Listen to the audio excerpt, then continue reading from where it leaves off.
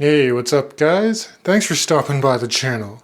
So for this video, we're going to be checking out a pro level pilot watch from the German manufacturer Laco. So on the wrist, I am featuring the 40mm iteration of their Laco Flieger Pro. And what's really cool about this model is that through their website, you can customize the full experience. So you can get this in different case sizes, dial layouts, case finishing as well, and even the strap option that you want to go with. Now the base model, which comes in at 37mm, will run just over 1,000 US dollars, but with my particular loadout, that includes the 40mm case, top grade movement, bead blasted finish with a date display, you're looking at closer to 1,400 US dollars. But when you factor in everything you're getting, I think that this is actually a very good pilot watch for the price. So why don't we flip perspectives now, and you guys can take a close-up look at the Laco Flieger Pro in the studio.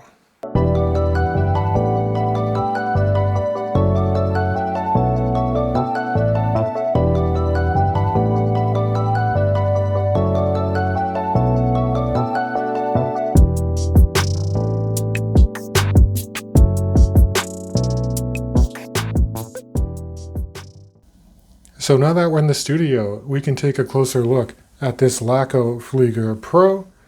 As I mentioned at the start of the video, I went with the 40mm variation of this watch with the Type A dial. In terms of other dimensions, for this particular iteration, lug to lug distance between my thumbs here is 47.7mm. In terms of thickness, it's only 11.3mm in height. That is from the bottom of that screwed down case back, and then to the top of a double dome sapphire crystal. Now with respect to anti-reflective treatment on the crystal, I went with the option of just having it on the underside, but that means you can probably see my studio lights reflected somewhat on the dial. You could have gone with an option to treat the crystal with anti-reflective treatment on the top and underside, kind of like what Zinn or Damasco would do. Even with some reflections, I think the dial is very legible. Now between the lugs is an even 20mm. For the supplied calf skin strap, I went with the brown option with a nice cream contrast stitch, and I think that really completes the aviation look for this watch. There's about a 2mm taper when you get to the signed Laco buckle. I like the attention to detail because this buckle is bead blasted to match the case, which of course was another option you could go with. You can see that it is nicely signed, made in Germany. There is 20mm, solid spring bars, no quick release to the strap, one floating keeper as well. And this watch is also a really good strap monster if you want to swap it out for other 20mm options. And here's a quick in-studio wrist shot, just to give you a sense for how this particular model would wear on a 7.5-inch wrist.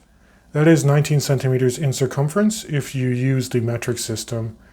And it's very comfortable. I could have probably went with a larger 43mm variation with my wrist size, but this one only weighs in at 72 grams when you factor the watch head in with the strap. I should quickly mention that there was a bracelet option available, but that's an additional $110. And at the time of recording this video, the bracelet was actually out of stock. So I'm happy to have it just on the factory strap or to swap it out for different 20mm strap options. Now Type A Fliegers have a fairly simplistic dial design, so I think the execution is very important if you're looking for a high quality timepiece. And I think Laco nailed it. The printing is extremely crisp for the hour markers and the running minute track. The hands themselves are thermally blued, and I really like the fact that the seconds hand goes all the way to the periphery of a dial, so getting a quick read of time is very easy to do as well. If you opt in for the date, it's at the 3 o'clock position, and I like the fact that it's color matched, so it's also black with white printing for the day of the month. So it's there when you want it, but it kind of disappears when you don't want to see a date. I like the fact also that Laco recently released a blue colorway if you don't want to go with a straight black dial. I think that would help the thermally blued hands to pop just a little bit more. And the text on the dial is also very minimal. You can actually get this without saying Laco below the 12 o'clock position. But if you also look below the 6, it just says made in Germany. Now you have a couple of options regarding the movement for this particular watch, manual or automatic.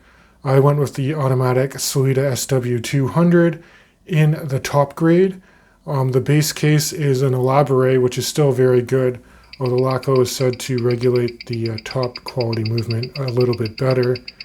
And it's operated via the 7mm crown, which is a nice onion style and screwed down, which helps aid this watch with a surprising 200 meters of water resistance. So in the open position, you can manually wind this Swiss movement. If you pop it out to the intermediate position, you can quickly cycle through your day of the month. And then pulling the crown to extremity, you actually stop the seconds hand by hacking the balance, and then you can set to any reference time point you want. Now, one minor downside I found is that the crown is slightly wobbly when pulled all the way to extremity. But that being said, when it's seated, and the threading experience, I should mention, is very good, it's very secure. And again, you're getting 200 meters of water resistance, which is more than double what you're going to find for most German pilot watches out there. Now, one thing I like about this type of pilot watch is that the legibility is the primary focus, and it's extremely good, not only in good lighting situations, but in no lighting situations. The entire dial is blasted with C3 Superluminova.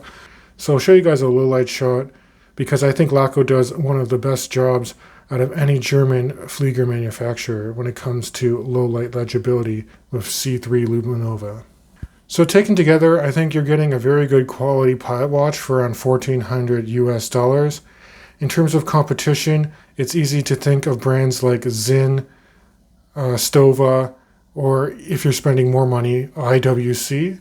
But I really like the customization that Laco gives you here. In terms of potential points for improvement, I do think that if I had another option, I probably would have went of dual AR treatment on the crystal, like other brands use. And I do think that the crown action is a little wobbly if you pull the crown all the way out. But outside of that, it's a very robust timepiece with 200 meters of water resistance, very good heritage, and I really like the design with the bead blasted case that I opted for. But as always, I'd love to know your guys' thoughts, so be sure to leave your feedback in the comments section of this video. And if you enjoy the content, please consider subscribing. It really does help me out. So that's going to wrap up this review, and I can't wait to catch you guys in the next video.